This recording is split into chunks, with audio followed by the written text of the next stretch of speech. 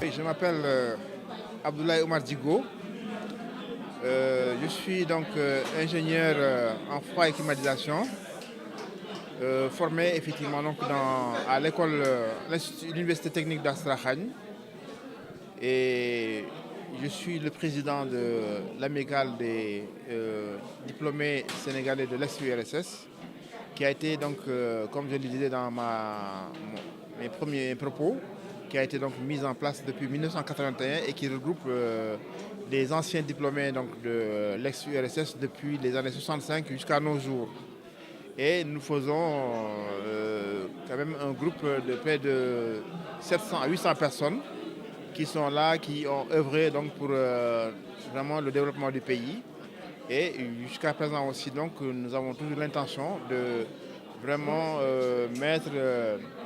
nous mettre à disposition donc, de l'État sénégalais pour vraiment donc, contribuer donc, au développement donc, socio-économique du pays.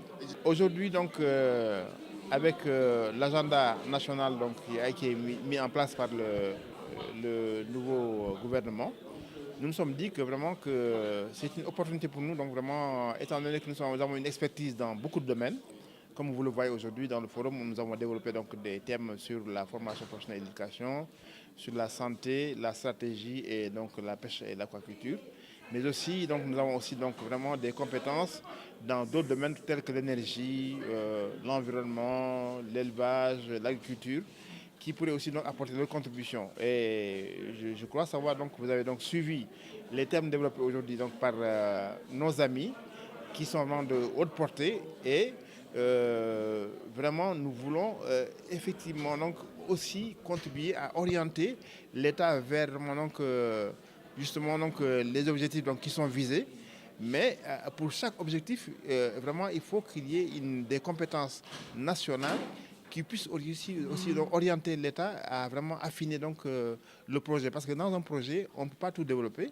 Mais justement, c'est parce que c'est quand il y a des experts qui peuvent maintenant vous donner donc, des suggestions sur des questions de pointe, vraiment qu'il est possible vraiment de voir donc, maintenant comment mieux orienter donc, les sujets et vraiment arriver donc, à des résultats donc, probants dans tout le domaine, surtout qu'on parle de souveraineté nationale.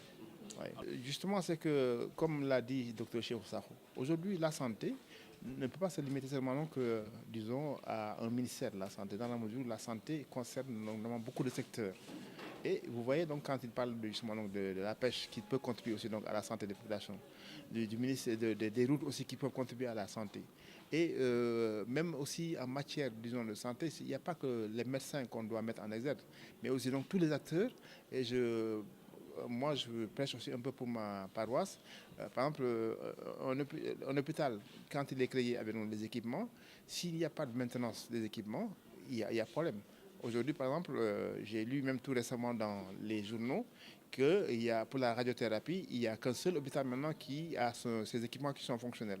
Ouais, donc en fait, pourquoi? Parce qu'en fait, les autres sont en panne. Donc c'est un problème de maintenance. Ouais? Ce qui veut dire qu'on a beau avoir les plus grands médecins du monde, mais si les équipements ne marchent pas aussi, donc on n'arrive pas au bon résultat. Pour dire donc, effectivement, le secteur de la santé est un secteur vraiment qui concerne pas mal d'acteurs qui doivent être vraiment donc, pris en considération et aussi si on ne règle pas les problèmes de chaque section de qui est occupée par ces acteurs, donc il y a toujours donc des choses qui ne vont pas mes proches. donc, on a vraiment Et l'effet que ça m'a fait, d'une part, en tant qu'être humain, moi, nous espérons que non, dans la mesure où aujourd'hui, il y a donc effectivement, donc, disons, une volonté vraiment pour que le Sénégal aille de l'avant et que le Sénégal soit souverain. Et vous voyez, même quand nous avons développé le sujet relatif à la stratégie, vous voyez donc ce qu'il y a comme danger en matière de m'a dit, sécurité. mais là, la photo et regardez mes enfants. Ce qui veut dire Nous me dit, que regardez ce qu'il y a à faire. ce qu'il y a comme danger aussi donc avec les cyberattaques qui existent. Donc là, vraiment, si effectivement donc, le gouvernement a pour ambition vraiment d'avoir une souveraineté, il n'y a pas de raison que nos suggestions soient mises dans les tiroirs. Il n'y a pas de raison. Je ne pense pas quand même donc, vraiment que l'objectif visé aujourd'hui par l'État sénégalais et par donc, disons, tous ceux qui sont derrière, dans la mesure aujourd'hui, c'est le peuple sénégalais qui a choisi cette nouvelle équipe et qui a besoin de résultats.